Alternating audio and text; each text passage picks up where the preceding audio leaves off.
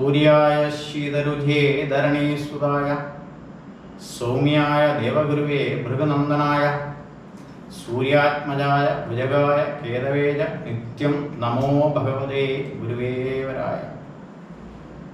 ഗുരുബ്രഹ്മ ഗുരുവിഷ്ണു ഗുരുദേവോ മഹേശ്വര ഗുരു സാക്ഷാൽ പരബ്രഹ്മ തസ്മൈ ശ്രീ ഗുരുവേ നമഃ.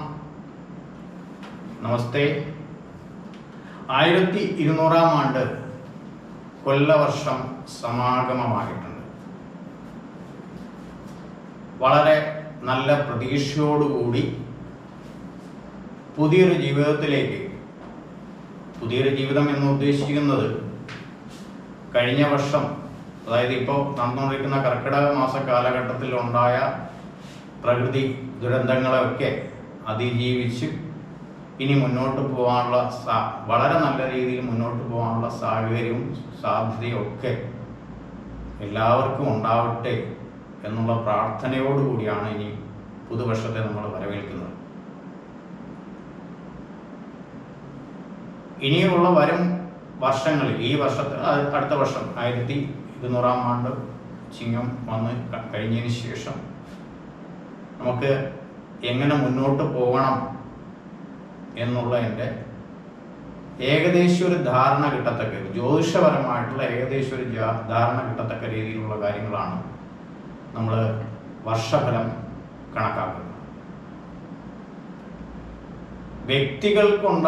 ഓരോ വ്യക്തികൾക്കുണ്ടാവുന്ന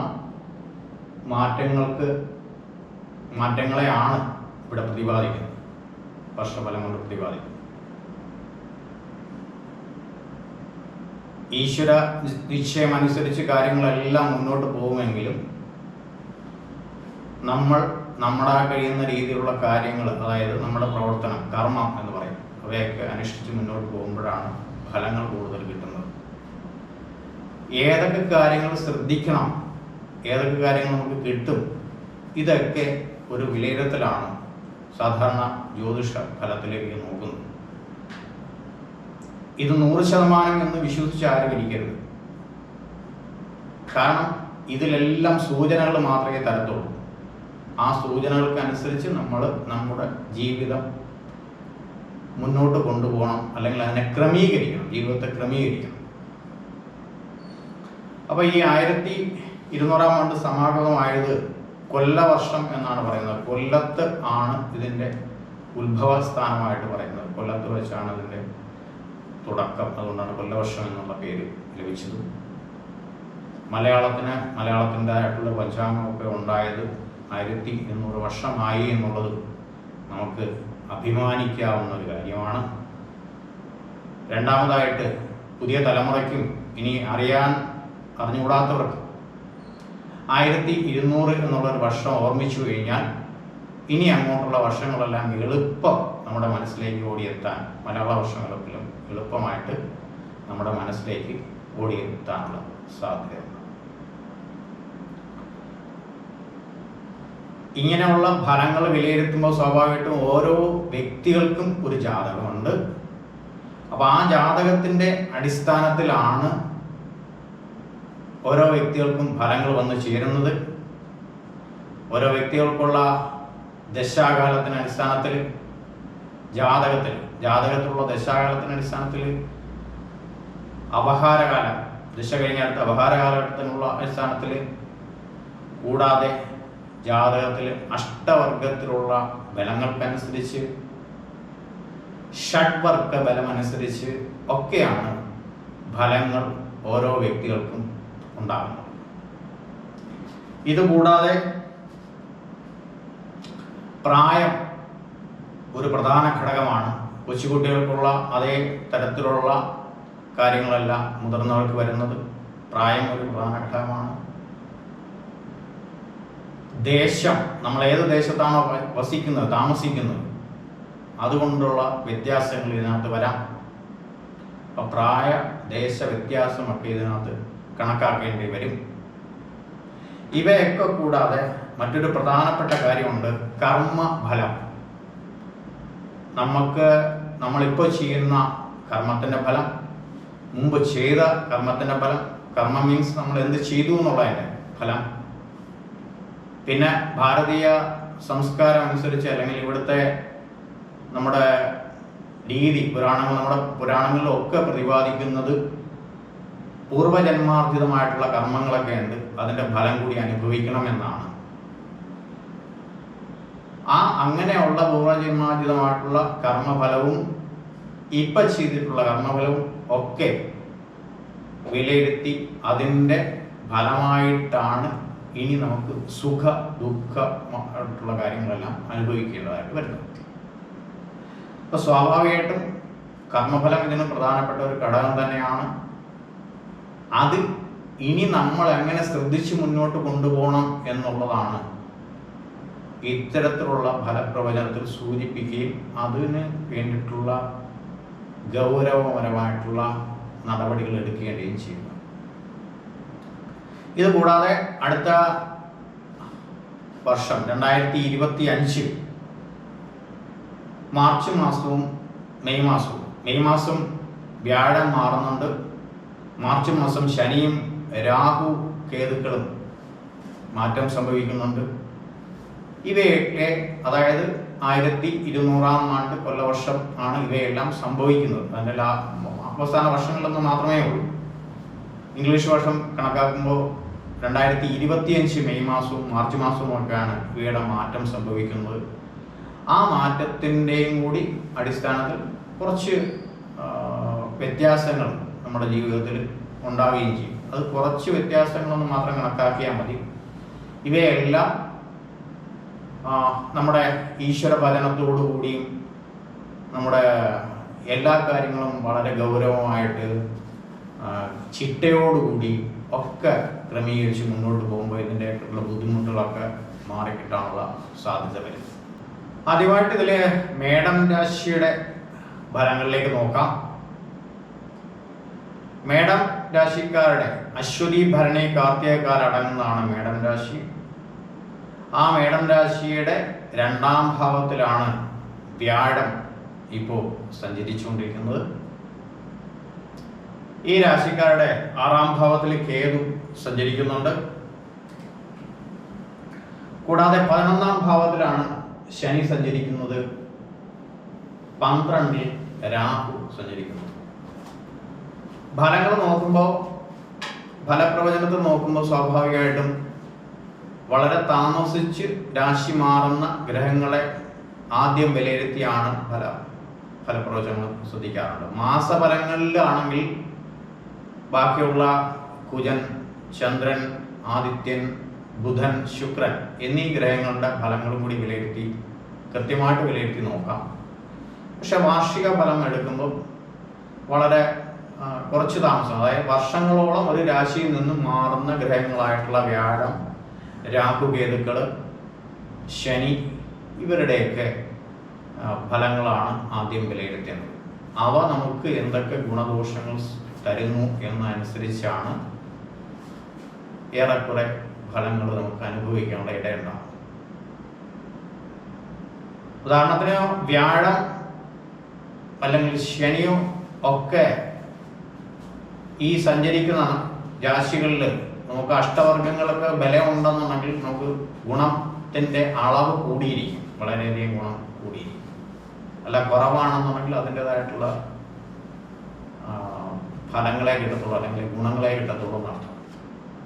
അപ്പം മേടം രാശിയുടെ 2ാം ഭാവത്തിലാണ് വ്യാഴം സഞ്ചരിക്കുന്നത്.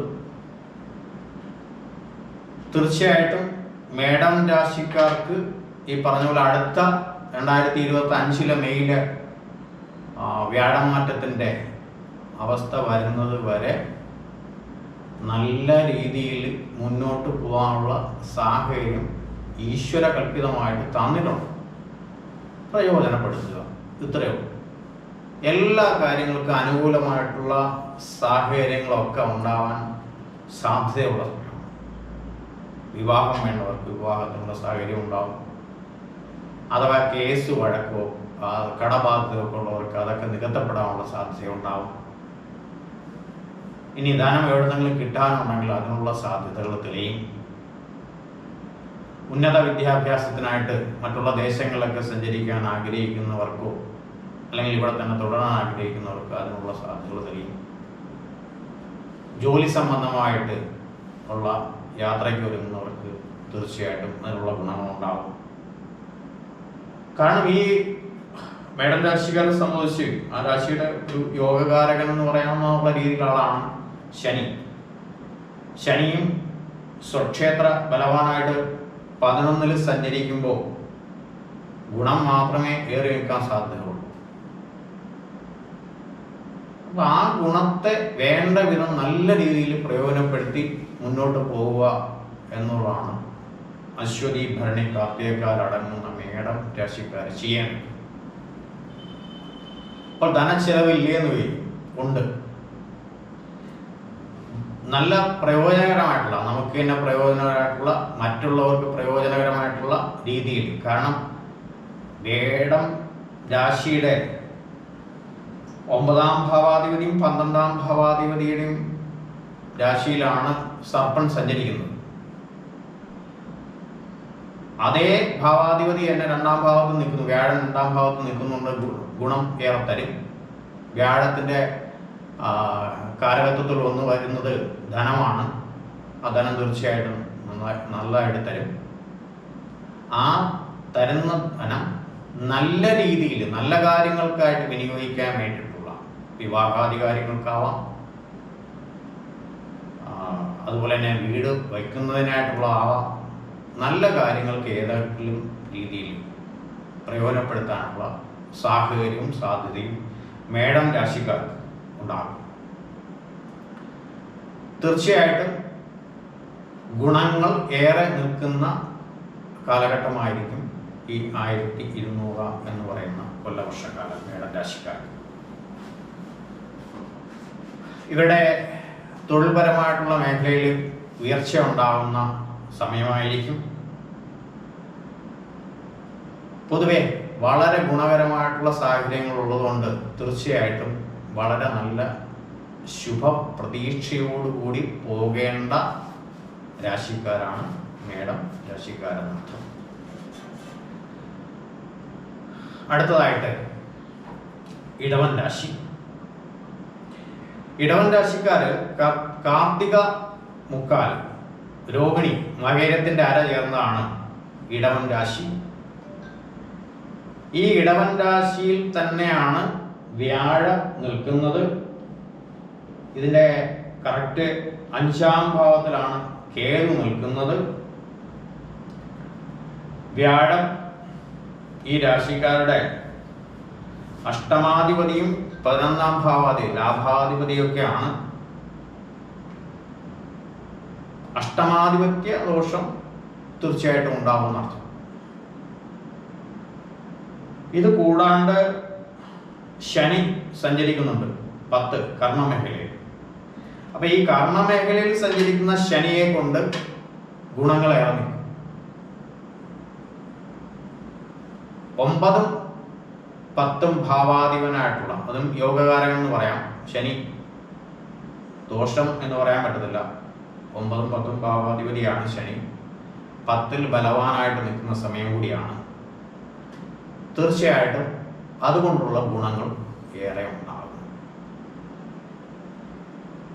വ്യാഴത്തിന്റെ കാര്യം മാറ്റിവെച്ചാൽ കർമ്മമേഖലയിലുള്ള പുരോഗതിയും ഭാഗ്യവും നന്നായിട്ടിരിക്കുന്ന അർത്ഥം.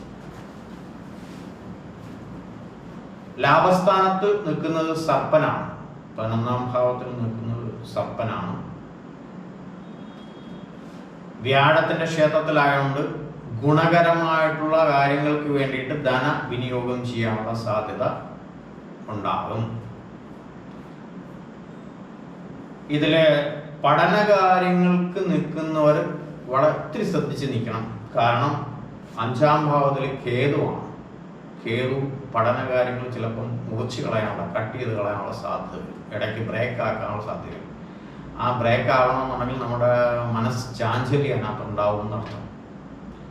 തീർച്ചയായിട്ടും 5-ാം ഭാവത്തിൽ അത് മാത്രമല്ല, കേതു നിൽക്കുന്നത് ബുധന്റെ ക്ഷേത്രത്തിലാണ്. ബുധനാണ് നമ്മുടെ പഠനകാര്യങ്ങളിലേക്ക് നിയന്ത്രിക്കുന്ന ഒരു പ്ലാനറ്റ്. സ്വാഭാവികമായിട്ടും പഠനകാര്യങ്ങൾ ശ്രദ്ധിക്കുന്നവർ വളരെ ശ്രദ്ധയോടുകൂടി തന്നെ മുന്നോട്ട് പോകേണ്ടതായിട്ട് വരും. ബാക്കി വിവാഹാദി കാര്യങ്ങൾക്ക് താല്പര്യമുള്ളവർക്ക് അതിൻ്റെ സാധ്യത തെളിയും. പുനർവിവാഹ യോഗം ആഗ്രഹിക്കുന്നവർക്ക് അതിൻ്റെ സാധ്യത തെളിയും. അതുകൂടാണ്ട് വസ്തുവകളോ വീടോ ഒക്കെ സ്വന്തമാക്കാനുള്ളവർക്ക് അതിൻ്റെ സാധ്യത തെളിയും. അടുത്തതായിട്ട് മിഥുനം രാശിയാണ്. മകരത്തിൻ്റെ അരയും തിരുവാതിരയും പുണർത്തി മുക്കാലും അടങ്ങുന്നതാണ് മിഥുനം രാശി. ഈ മിഥുനം രാശിയുടെ 9ാം ഭാവത്തിലാണ് 8ഉം 9ഉം ഭാവാധിപതിയായിട്ടുള്ള ശനി 9ാം ഭാവത്തിൽ സ്വക്ഷേത്ര ബലവാനായിട്ട് നിൽക്കുന്നു. രാശിയുടെ 4ാം ഭാവത്തിൽ കേതുവും 10 കർമ്മസ്ഥാനത്ത് സർപ്പനും ആ കർമ്മസ്ഥാനാധിപതിയായിട്ടുള്ള വ്യാഴം 12ലും. ശ്രദ്ധിക്കേണ്ട കാലഘട്ടമാണ്. ഭാഗ്യാധിപൻ ഭാഗ്യസ്ഥാനത്ത് നിൽക്കുന്നു എന്നുള്ള ഗുണം തീർച്ചയായിട്ടും ഉണ്ടാകും. 8ഉം 9ഉം ഭാവാധിപതിയായിട്ടുള്ള ശനി ഭാഗ്യസ്ഥാനത്താണ് ഉണ്ട് എന്നുള്ളതിൻ്റെ ഗുണം തീർച്ചയായിട്ടും ഉണ്ടാകും. അതോടൊപ്പം ബാക്കിയുള്ള പല കാര്യങ്ങളിലും ശ്രദ്ധിക്കേണ്ടതായിട്ടുള്ള ധനച്ചെലവ് ഏറി നിൽക്കുന്ന കാലഘട്ടം തന്നെയായിരിക്കും.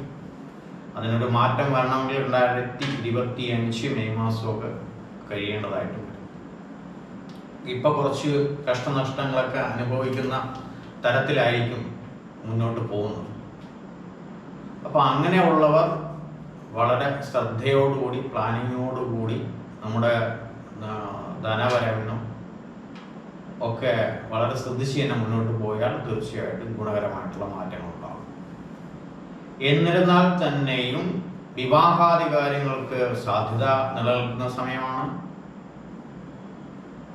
ഉപരിപഠനം വേണ്ടവർക്ക് അതിനുള്ള സാധ്യത തെളിയുന്ന സമയമാണ്. ഗ്രഹസംബന്ധമായിട്ടോ വസ്തുവാങ്ങൽ സംബന്ധമായിട്ടുള്ള കുറച്ച് ബുദ്ധിമുട്ടുകളൊക്കെ ഉണ്ടാകാനുള്ള സാധ്യതയുള്ള സമയം കൂടിയാണ്. സഹായസ്ഥാനങ്ങൾ ഉണ്ടാകും. മറ്റു പലരിൽ നിന്നുള്ള സഹായസ്ഥാനങ്ങളൊക്കെ ഉണ്ടാകും. തീർച്ചയായിട്ടും ശാസ്താപ്രീതി നടത്തി കഴിഞ്ഞാൽ ഈ രാശിക്കാർക്ക് അവരുടെ ഭാഗ്യം ഒന്ന് ബലവത്തായിട്ട് വരികയും പൂർണ്ണമായിട്ടും ഗുണം ഉണ്ടാകുന്ന തരത്തിലുള്ള മാറ്റങ്ങൾ ഉളവാകുകയും ചെയ്യും. 10ൽ ആണ് സർപ്പം നിൽക്കുന്നത്. സ്വാഭാവികമായിട്ടും നമ്മുടെ കർമ്മ മേഖലയിൽ പ്രശ്നങ്ങളുള്ള സമയം ആണ്. പക്ഷെ അതിനെല്ലാം തരണം ചെയ്തു. ഉദാഹരണം, ഒരു മേലധികാരികളുടെ കീഴിലാണ് നമ്മൾ ജോലി ചെയ്യുന്നതെങ്കിൽ അവിടെ വളരെ ക്ഷമാപൂർവം ജോലി ചെയ്യാനുള്ള സാധ്യത ഉണ്ടായാൽ നമുക്ക് അവിടെ പിടിച്ചു നിൽക്കാം. മുൻകോപം ദുശാഠ്യമൊക്കെ കാണിക്കുന്നവർക്കാണെങ്കിൽ അതൊക്കെ പലതും നഷ്ടപ്പെടാനുള്ള യോഗമുള്ള അല്ലെങ്കിൽ അതിനുള്ള സാധ്യതയുള്ള സമയമായിരിക്കും. നമ്മൾ സ്വയം നിയന്ത്രിച്ച് എല്ലാം ഈശ്വരഹിതം എന്ന് ചിന്തിച്ച് മുന്നോട്ട് പോവുകയാണെന്നുണ്ടെങ്കിൽ നമുക്ക് ഇപ്പോഴത്തെ അവസ്ഥകളിൽ നിന്ന് പിടിച്ചു നിൽക്കാനുള്ള സാധ്യത ഉണ്ടാകും. അപ്പോൾ ഈശ്വര ഭജനം കൂട്ടുക, അതിനു വേണ്ടിയിട്ടുള്ള ദേവതകളെ തീർച്ചയായിട്ടും പ്രാർത്ഥിക്കുക. അതോടൊപ്പം തന്നെ അധിക ചെലവ് വരുന്ന സമയമാണ്. അധിക ചെലവിനെ നിയന്ത്രിക്കാനുള്ള നമ്മളായിട്ട് അധിക ചെലവിനുള്ള സാധ്യതകൾ ഉണ്ടാക്കാതിരിക്കുക. നമ്മുടെ തൊഴിൽ രംഗം ഏതാണോ അതിനെ കൂടുതൽ ശ്രദ്ധിക്കുക. അവിടെ ഒരു വിട്ടുവീഴ്ച മനോഭാവങ്ങൾ ചെയ്യേണ്ടടുത്ത് വിട്ടുവീഴ്ച മനോഭാവങ്ങൾ ചെയ്യുക. അവയൊന്നും നഷ്ടപ്പെടാതിരിക്കാനുള്ള സാധ്യതകൾ നോക്കുക. എന്തായാലും ശനീശ്വര ഭഗവാൻ കാത്തുരക്ഷിച്ച് കൊണ്ടുപോകുന്ന സമയമാണ്.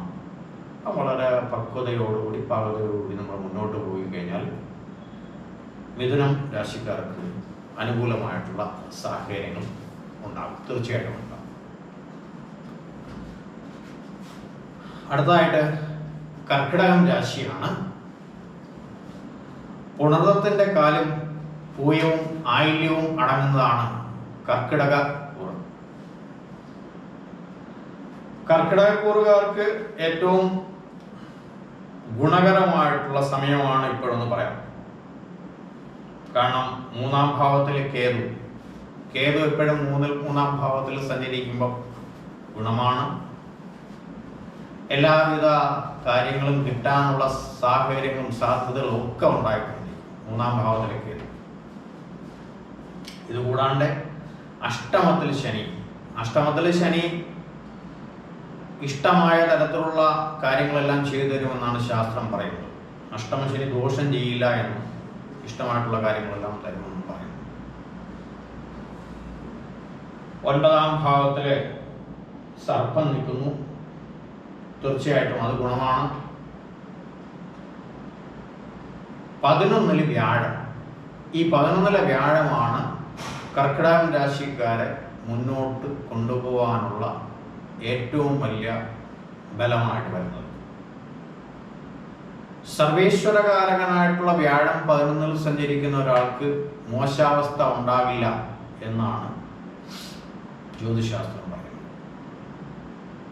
അപ്പം മോശാവസ്ഥ ഉണ്ടാകില്ല എന്ന് പറയുന്നത് കൊണ്ട് തീർച്ചയായിട്ടും നമ്മൾ വളരെ ശ്രദ്ധിച്ച്, അതായത് മുൻ കാലഘട്ടങ്ങളിൽ അനുഭവിച്ചതിനേക്കാളും ഗുണകരമായിട്ടുള്ള കാര്യങ്ങൾ അനുഭവിക്കാനുള്ള യോഗം ഉണ്ടാവും എന്നർത്ഥം.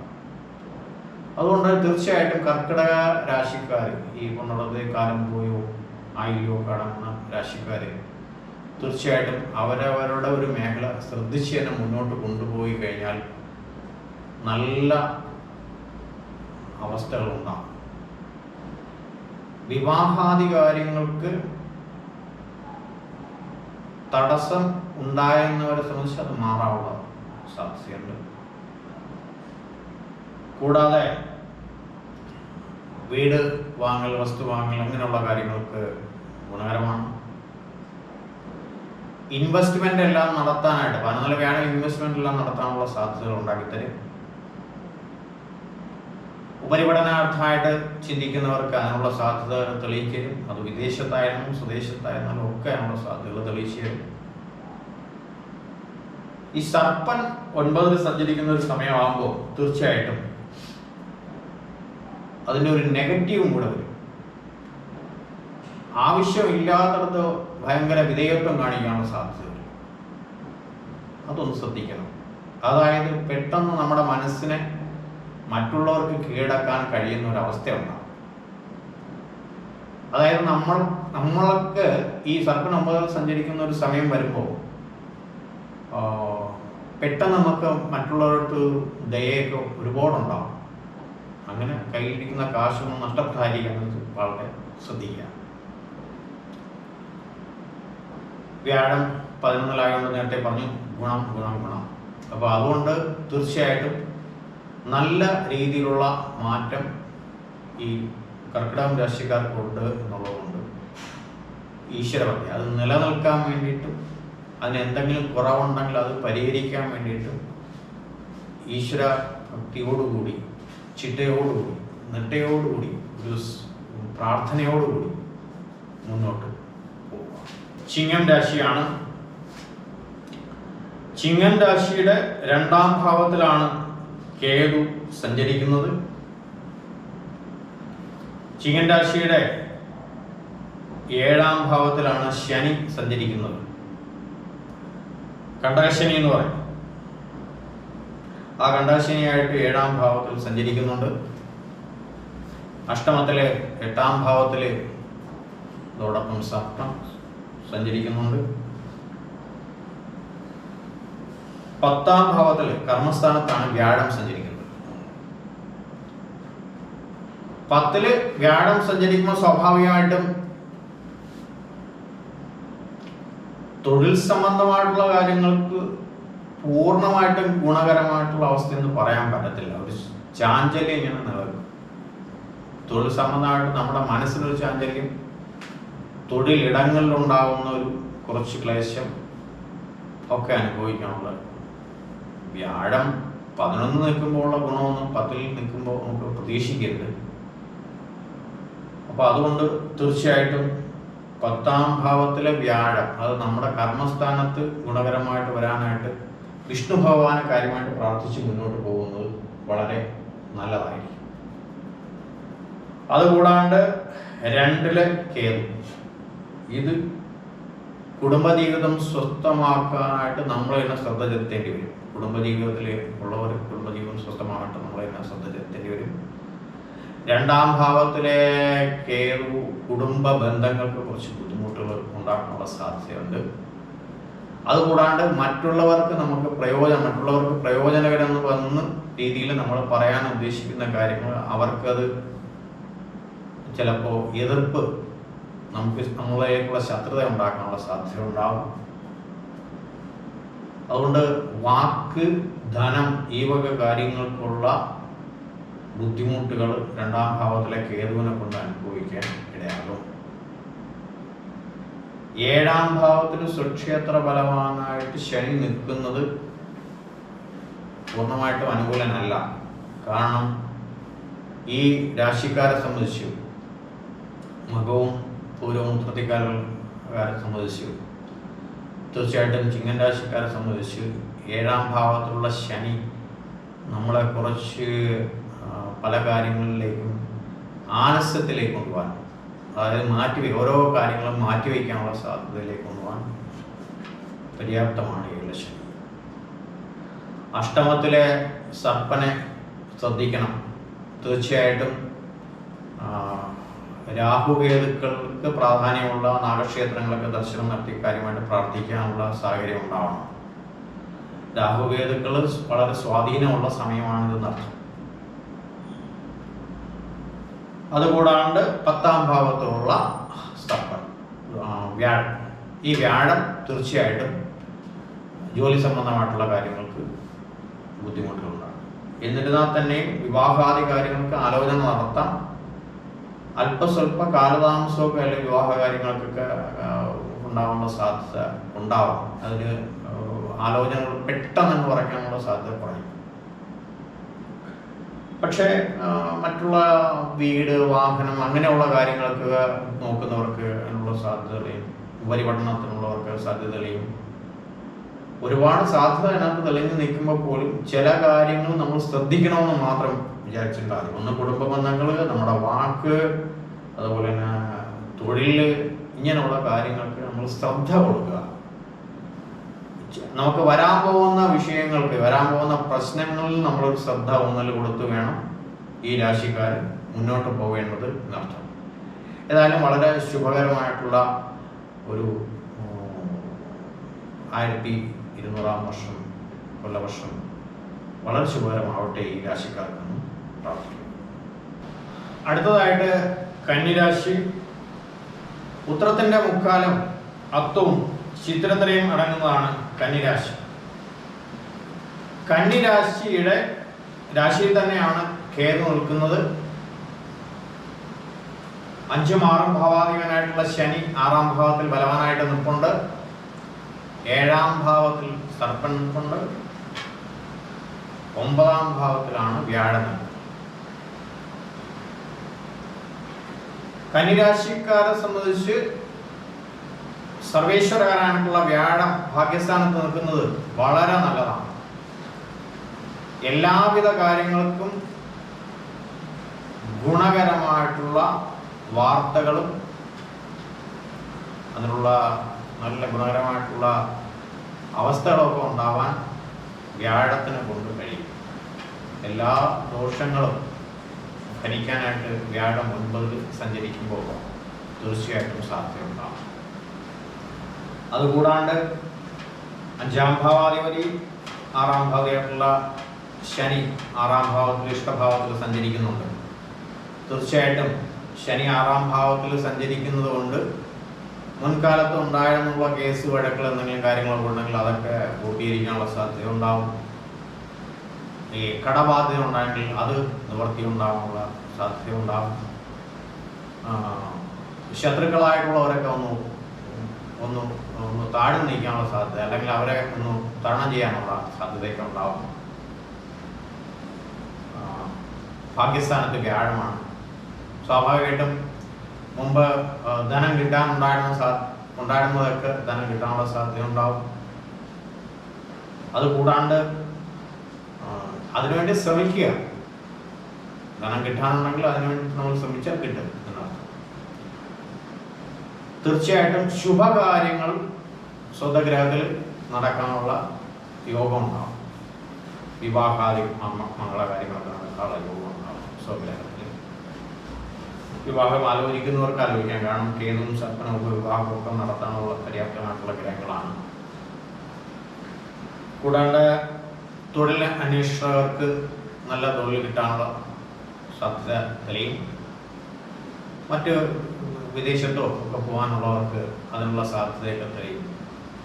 ശുഭകരമായിട്ടുള്ള എല്ലാ കാര്യങ്ങൾക്കും അനുകൂലമായിട്ടുള്ള സാഹചര്യം.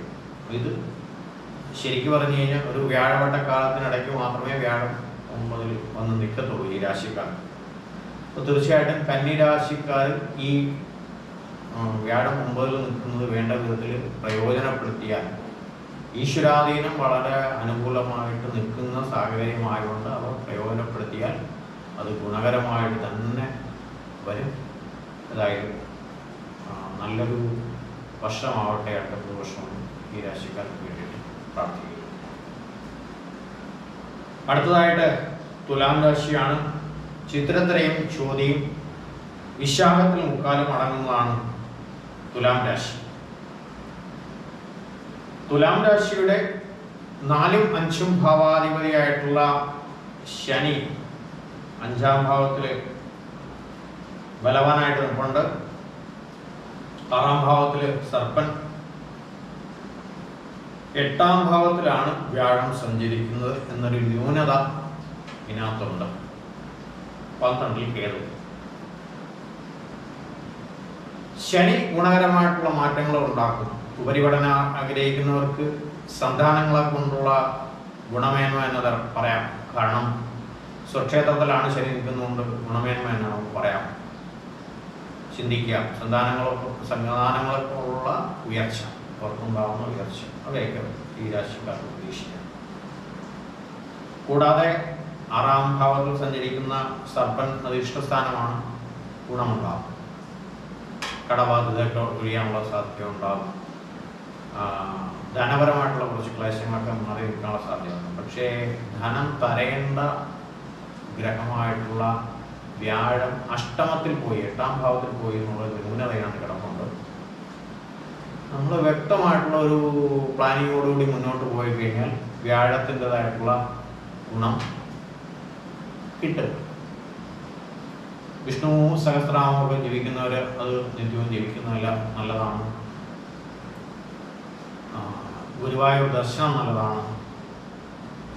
തിരുപ്പതി ദേവസ്ഥാനത്തിലൊക്കെ ഇപ്പോൾ ധാരാളം പേര് ദർശനം നടത്തുന്നുണ്ട്. അഷ്ടമത്തിൽ വ്യാഴം സഞ്ചരിക്കുന്ന സമയത്തൊക്കെ തിരുപ്പതി ദേവസ്ഥാനത്തിൽ സഞ്ചരിക്കുന്നതും വിഷ്ണു ക്ഷേത്രങ്ങളിൽ ഭജനം ചെയ്യുന്നതും ഒക്കെ നല്ലതാണ്. കുറച്ച് അസുഖ കാര്യങ്ങൾ, ചില്ലറ അസുഖ കാര്യങ്ങൾ, അതായത് ഇടവിട്ട് വരുന്ന നമുക്ക് പനി, ജലദോഷം അങ്ങനെയുള്ള അസുഖ കാര്യങ്ങൾ ഇടയ്ക്കിടയ്ക്ക് ശിരോരോഗങ്ങൾ ഇടയ്ക്ക് അലട്ടാനുള്ള സാധ്യത അഷ്ടമത്തിൽ വ്യാഴം സഞ്ചരിക്കുന്നുണ്ടാകും. ആ കാലഘട്ടങ്ങളിലൊക്കെ നമ്മളെ ചില ചെറിയ അസുഖങ്ങൾ ഇങ്ങനെ അലട്ടിക്കൊണ്ടിരിക്കും. അതുകൊണ്ട് നമുക്ക് ഒന്നിലുകൊണ്ട് ശ്രദ്ധ വരാനുള്ള സാധ്യത ഉണ്ടാവില്ല. അതാണ് ഇതിനകത്ത് മെയിനായിട്ട് ഉണ്ടാവുന്നത്. പക്ഷെ അതിനെയൊക്കെ തരണം ചെയ്യാനുള്ള ഉപാധികൾ, മരുന്നുകൾ കഴിക്കേണ്ട കാലഘട്ടത്ത് മരുന്നുകൾ കഴിച്ചേ തീരും, നിവർത്തിയില്ല. അപ്പം അങ്ങനെയുള്ള എല്ലാ കാര്യങ്ങൾക്കും തരണം ചെയ്യാനുള്ള സാധ്യതകൾ നമ്മൾ ബോധപൂർവം സൃഷ്ടിച്ചെടുക്കുകയാണെങ്കിൽ തീർച്ചയായിട്ടും തുലാം രാശിക്കാരെ സംബന്ധിച്ച് അനുകൂലമായിട്ടുള്ള സാഹചര്യങ്ങൾ ഉണ്ടാകുമെന്നർത്ഥം. ഏതായാലും നല്ല രീതിയിൽ തന്നെയുള്ള ഒരു രാശിമാറ്റം ഈ വർഷത്തെ വർഷഫലം വളരെ നല്ല രീതിയിൽ തന്നെ ആവട്ടെ എന്ന് കാര്യമായിട്ട് പ്രാർത്ഥിക്കുന്നു. രാശിമാറ്റമുണ്ട് ഈ രാശിക്കാർക്ക്. അതായത് മെയ് മാസം ആകുമ്പോൾ വ്യാഴം 9ലേക്ക് പോകുന്നുണ്ട്. ഞാൻ രാശിമാറ്റം ആദ്യം ഇടയ്ക്കൊന്ന് സൂചിപ്പിച്ചു. ആ രാശിമാറ്റം ഇതിൻ്റെ കൂടെ ഉള്ളത് തന്നെയാണ്.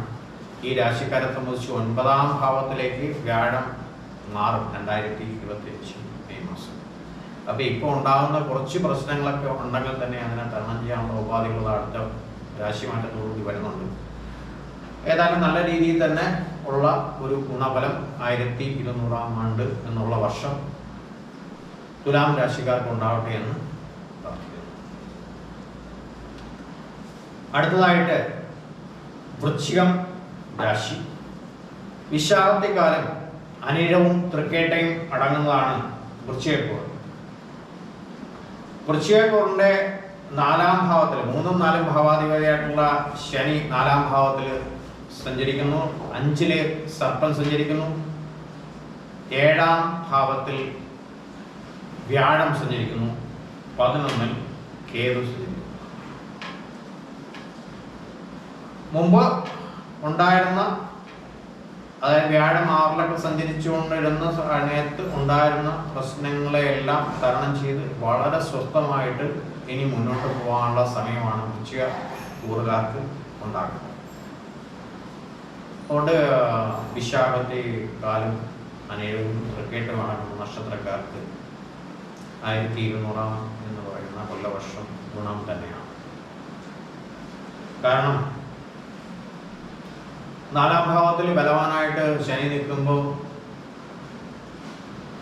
വീട്, അതായത് പഴയ വീടുകളൊക്കെ വാങ്ങിക്കാനുള്ള യോഗം പലർക്കും ഉണ്ടാകും. ശനി ആയതുകൊണ്ട് പറയും സഹായസ്ഥാനങ്ങൾ കിട്ടും. പലരിൽ നിന്നുള്ള സഹായസ്ഥാനങ്ങൾ കിട്ടും. 5-ലെ സർപ്പനെയാണ് ഒന്ന് ശ്രദ്ധിക്കേണ്ടത്. 5-ാം ഭാവത്തിലെ സർപ്പൻ ആവശ്യമില്ലാത്ത പ്രശ്നങ്ങൾ ഇങ്ങനെ കൊണ്ടുതരാനുള്ള സാധ്യതയുണ്ടാവും. സന്താനങ്ങളെ കൊണ്ടുള്ള ഒരു വ്യാകുലത, അനാവശ്യമായിട്ടുള്ള ഒരു വ്യാകുലത എന്ന് പറയാം, അങ്ങനെ ഉണ്ടാവാനുള്ള സാധ്യത 5-ാം ഭാവത്തിലെ സർപ്പന. അതൊന്ന് ശ്രദ്ധിക്കണം. രാഹു കേതുക്കൾക്ക് പ്രാധാന്യമുള്ള ക്ഷേത്രങ്ങൾ, നാഗക്ഷേത്രങ്ങൾക്കും ശംഭി ക്ഷേത്രത്തിലും ഗണപതി ക്ഷേത്രത്തിലും ഒക്കെ ദർശനം നടത്തി കാര്യമായിട്ട് പ്രാർത്ഥിക്കുന്നതാണ്. അതുകൂടാണ്ട് 7-ലെ നിവർത്തി ഭാവത്താണ്, 7-ാം ഭാവത്തിലാണ് വ്യാഴം സഞ്ചരിക്കുന്നത് എന്നുള്ളതുകൊണ്ട് നമ്മുടെ എല്ലാ പ്രശ്നങ്ങൾക്കും സർവേശ്വരകരമായിട്ടുള്ള വ്യാഴത്തിൻ്റെ ഒരു ആനുകൂല്യം നിലവിൽ കിട്ടിക്കൊണ്ടിരിക്കും.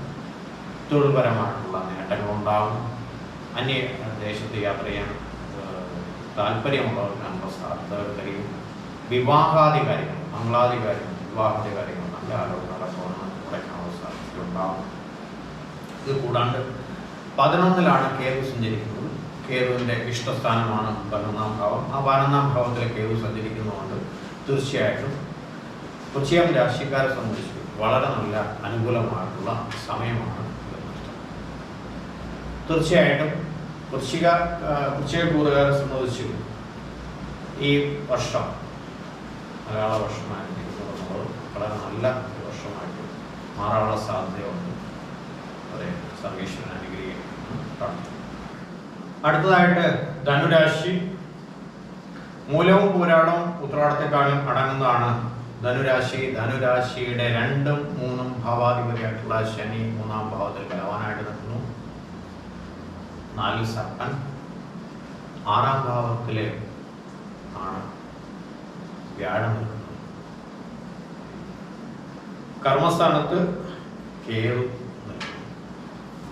മൂലം നക്ഷത്രക്കാർക്ക് ശനിയാണ് ഇപ്പോൾ കുറച്ച് അനുകൂല സ്ഥാനത്ത് നിൽക്കുന്നതെന്ന് പറയാം. കാരണം 3-ാം ഭാവത്തിൽ ശനി നിൽക്കുന്നത് അനുകൂല സ്ഥാനത്താണ്. കർമ്മ മേഖലയിൽ നമുക്ക് കുറച്ച് കൂടുതൽ പ്രയോജനവും കാര്യങ്ങളൊക്കെ ഉണ്ടാവും. പക്ഷെ അതിനനുസരിച്ചുള്ള പ്രതിഫലം കിട്ടണമെന്ന് നിർബന്ധമില്ല. നമ്മൾ കർമ്മം ഇങ്ങനെ ചെയ്തുകൊണ്ടിരിക്കും, നമ്മുടെ ജോലി അല്ലെങ്കിൽ നമ്മുടെ കർമ്മ മേഖല ഒക്കെ ഇങ്ങനെ ചെയ്തുകൊണ്ടിരിക്കും. അതിനനുസരിച്ചുള്ള പ്രതിഫലം കിട്ടണമെന്ന് നിർബന്ധമില്ല. വ്യാഴം 7-ലേക്ക് സഞ്ചരിക്കുന്ന അടുത്ത വർഷം മെയ് മാസം 7-ലേക്ക് 2025 മെയ് മാസം വ്യാഴം 7-ലേക്ക് വരും. അപ്പം ആ കാലഘട്ടം വരെ നമുക്ക് കുറച്ച് ബുദ്ധിമുട്ട് കാര്യങ്ങളൊക്കെ അനുഭവിക്കാനുള്ള സാധ്യത ഉണ്ടാകും. തീർച്ചയായിട്ടും ഈ രാശിക്കാർ, ധനുരാശിക്കാർ തീർച്ചയായിട്ടും വളരെ ശ്രദ്ധയോടുകൂടി ഈശ്വരഭക്തിയോടുകൂടി മുന്നോട്ട് പോകുന്നതായിരിക്കും നല്ലത്. വിഷ്ണു ക്ഷേത്ര ദർശനം, ഈശ്വരഭജനം ഒക്കെ വളരെ നല്ലതാണ്. ശാസ്താക്ഷേത്രത്തിൽ ദർശനം നടത്തുക. കൂടുതൽ നമുക്ക് ഗുണകരമായിട്ടുള്ള മാറ്റത്തിന് വേണ്ടി ശാസ്താൻ ക്ഷേത്ര പ്രദർശനം നടത്തുക. കേന്ദ്രഭാവത്തിൽ തന്നെയാണ് സർപ്പൻ സഞ്ചരിക്കുന്നത്. സർപ്പൻ 4-ാം ഭാവത്തിൽ സഞ്ചരിക്കുന്നത് നമുക്ക് സ്വന്തം ഗ്രഹത്തിൽ തന്നെ ആയിരുന്നാലും കുറച്ച് ബുദ്ധിമുട്ടുകളും അസ്വസ്ഥതകളൊക്കെ ഉണ്ടാവാനുള്ള സാധ്യതയുണ്ടാകും. അതിനെ പരിഹരിച്ച് മുന്നോട്ട് പോവുക. കൂടാതെ 10-ാം ഭാവത്തിൽ ഉള്ള കേതു, ഇത് നമ്മുടെ തൊഴിൽ കാര്യത്തിലാണ് കുറച്ച് പ്രശ്നക്കാരനാവുന്നത്. മീൻസ് അതുകൊണ്ട് 10-ാം ഭാവത്തിലുള്ള കേതുവിനെ കൊണ്ട് തൊഴിൽപരമായിട്ടുള്ള കാര്യങ്ങൾക്ക് കുറച്ച് അസ്വസ്ഥതകളോ അല്ലെങ്കിൽ ഒരു തൊഴിലിൽ നിന്ന് മാറി വേറെ ഒന്നിലേക്ക് മാറാനുള്ള സാധ്യതകളോ ഒക്കെ ഉണ്ടാക്കും. വളരെ ശ്രദ്ധിക്കേണ്ടത് ഇപ്പോഴത്തുള്ള അവസ്ഥയിൽ 6-ാം ഭാവത്തിൽ സഞ്ചരിക്കുന്ന വ്യാഴവും 10-ലെ കേതുവുമാണ്. അവയ്ക്ക് വേണ്ടിയിട്ടുള്ള പരിഹാര കാര്യങ്ങളും ഈശ്വര പ്രാർത്ഥനകളുമായിട്ടൊക്കെ മുന്നോട്ട് പോയാൽ തീർച്ചയായിട്ടും ഗുണകരമായിട്ടുള്ള മാറ്റങ്ങൾ ഉണ്ടാകും. പിന്നെ ഇതിൽ പ്രധാനപ്പെട്ട കാര്യം അവനവൻ്റെ ജാതകത്തിലെ ദശയും അവഹാരവും മുക്തിയും അതേപോലെ തന്നെ അഷ്ടവർഗത്തിൻ്റെ ബലവും ഷഡ്വർഗ ബലവും ഒക്കെ അനുസരിച്ച് ഗുണദോഷ സംബന്ധമായിട്ടുള്ള അവസ്ഥകൾ ഈ രാശിക്കാർ അനുഭവിക്കേണ്ടവരായിട്ടുണ്ടാകും. ഏതെങ്കിലും പ്രോബ്ലംസ് ഫേസ് ചെയ്യേണ്ടി വരികയാണെങ്കിൽ അതിന് ഇങ്ങനെയുള്ള കാര്യങ്ങളും കൂടി നിലവിലുണ്ട് എന്നുള്ളൊരു ബോധത്തോടു കൂടി നമ്മൾ മുന്നോട്ട് പോകുമ്പോൾ തീർച്ചയായിട്ടും ഈ രാശിക്കാർക്ക് വളരെ ഗുണങ്ങൾ തന്നെ നേടിയെടുക്കാൻ സാധിക്കും എന്നർത്ഥം. എന്തായാലും നല്ലൊരു വർഷം തന്നെ ആവട്ടെ അടുത്ത വർഷം ചിങ്ങപ്പുലരി എന്ന് ഈ രാശിക്കാർക്ക് ആശംസിക്കുന്നു. അടുത്തതായിട്ട് നോക്കുമ്പോൾ മകരം രാശിയാണ്. മകരം രാശി വന്നിട്ട് ഉത്രാടത്തിൽ മുക്കാലും തിരുവോണം അവിട്ടത്തിന്റെ അരയും അടങ്ങുന്നതാണ് മകരം രാശി. മകരം രാശിയാധിപനും 2-ാം ഭാവാധിപതിയായിട്ടുള്ള ശനി 2-ാം ഭാവത്തിൽ ബലവാനായിട്ട് നിൽക്കുന്നു. ഇത് ഈ ശനി ബലവാനായിട്ട് നിൽക്കുന്നത് വളരെ നല്ലതാണ്. തീർച്ചയായിട്ടും കുടുംബപരമായിട്ടുള്ള സ്വസ്ഥത ഉണ്ടാവും. രാശിയാധിപനായിട്ടുള്ള മോശാവസ്ഥയൊന്നും ഉണ്ടാവില്ല. 7-ാം ശനിയുടെ കാലഘട്ടമൊക്കെ ആണെങ്കിൽ തന്നെയും അതൊക്കെ കഴിയാറായി. ഇനി അടുത്ത ശനി മാറ്റങ്ങൾ കഴിയുമ്പോൾ അതൊക്കെ മാറും. അതുമാത്രമല്ല, ഈ രാശിക്കാരെ 7-ാം ശനിയൊന്നും വളരെ കാര്യമായിട്ട് ബാധിക്കാറില്ല. 3-ാം ഭാവത്തിൽ സഹായസ്ഥാനത്ത് സർപ്പൻ നിൽക്കുന്നു. ഗുണമാണ്. സർപ്പന്റെ ഇഷ്ടസ്ഥാനമാണ് 3-ാം സ്ഥാനം. അതുകൊണ്ട് അത് ഗുണമുണ്ടാവും. 5-ാം ഭാവത്തിൽ 3-ാം ഭാവാധിപതിയും 12-ാം ഭാവാധിപതിയായിട്ടുള്ള വ്യാഴം സ്ഥിതി ചെയ്യുന്നത് നല്ലതാണ്. 5-ലെ വ്യാഴം വളരെ ഗുണമായിട്ടുള്ള അവസ്ഥ ഉണ്ടാകും. വ്യക്തമായിട്ട് സ്വസ്ഥമായിട്ട് അവനവൻ്റെ തീരുമാനങ്ങൾ എടുക്കാനുള്ള സാധ്യത ഈ രാശിക്കാർക്ക് ഉണ്ടാവും. അപ്പൊ മകരം രാശിക്കാരെ കൊണ്ട് അവർക്ക് ഈ വർഷം, മലയാള വർഷം തുടങ്ങുന്ന ഗുണകരമായിട്ടുള്ള സാധ്യത തന്നെ ഉണ്ട്. 5-ാം ഭാവത്തിലെ വ്യാഴം കൊണ്ട് അവരുടെ മനസ്സിൽ ഉദിച്ചിരിക്കുന്ന ഓരോ കാര്യങ്ങളും വളരെ നല്ല ഫലങ്ങൾ തരുന്ന കാര്യങ്ങൾ തന്നെയാണ് അവരുടെ മനസ്സിൽ ഉദിക്കാനുള്ള സാധ്യത ഉണ്ടാകുന്നത്. 9-ാം ഭാവത്തില് തീർച്ചയായിട്ടും കേതുവാണ് നിൽക്കുന്നത്. അപ്പൊ ആവശ്യമില്ലാതെ ആരിടത്തും വിധേയത്വം കാണിക്കാനായിട്ട് നിൽക്കരുത്. അത് നമ്മളെ ചൂഷണം ചെയ്യാനുള്ള അവസ്ഥയിലേക്ക് പോകും. അതൊക്കെ ഒന്ന് ശ്രദ്ധിക്കുക. നമ്മളെ തേടി വരുന്നതും ഒക്കെ ആയിട്ടുള്ള കാര്യങ്ങളൊക്കെ ഒരു എല്ലാം നോക്കി കണ്ടൊക്കെ ചെയ്യാനുള്ളതാണ്.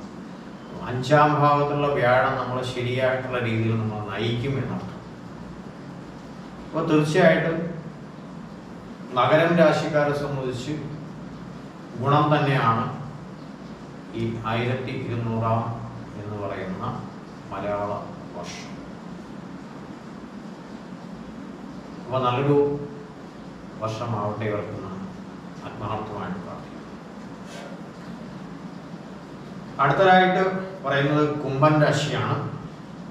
അവിടത്തിന്റെ അരയും ചതയവും പൂരിട്ടാലും മുക്കാലും അടങ്ങുന്നതാണ് കുംഭൻ രാശി. കുംഭം രാശിക്കാരെ സംബന്ധിച്ച് ശനി ആ രാശിയിൽ തന്നെയാണ്. 2ാം ഭാവത്തിൽ സർപ്പൻ സഞ്ചരിക്കുന്നുണ്ട്. 4ൽ കേന്ദ്രത്തിൽ വ്യാഴം, 8ൽ അഷ്ടമത്തിൽ കേതു. ഇതൊക്കെയാണ് അവസ്ഥ. വളരെ മെച്ചം എന്ന് പറയാൻ പറ്റുന്ന അവസ്ഥയല്ല. രോഗാദി ദുരിത സ്ഥാനങ്ങളെ കുറിച്ച് അലട്ടാനുള്ള സാധ്യത തീർച്ചയായിട്ടും ഈ രാശിക്കാർക്കുണ്ടാകും. ഇവ കൂടാതെ 2ാം ഭാവത്തുള്ള സർപ്പൻ നമ്മളെ ധനം വരവിനെയൊക്കെ കുറച്ച് ബുദ്ധിമുട്ടാക്കും. നമ്മൾ മറ്റുള്ളവർക്ക് ഗുണപരമായിട്ട് ഗുണത്തിന് വേണ്ടിയിട്ട് പറയുന്ന കാര്യങ്ങളെല്ലാം ശത്രുതാപരമായിട്ട് മാറാനുള്ള സാധ്യത ഉണ്ടാകും. അതുകൊണ്ട് വാക്കാര്യങ്ങൾ വളരെ ശ്രദ്ധിച്ച് തന്നെ ഉപയോഗിക്കണം കുംഭൻ രാശിക്കാർ.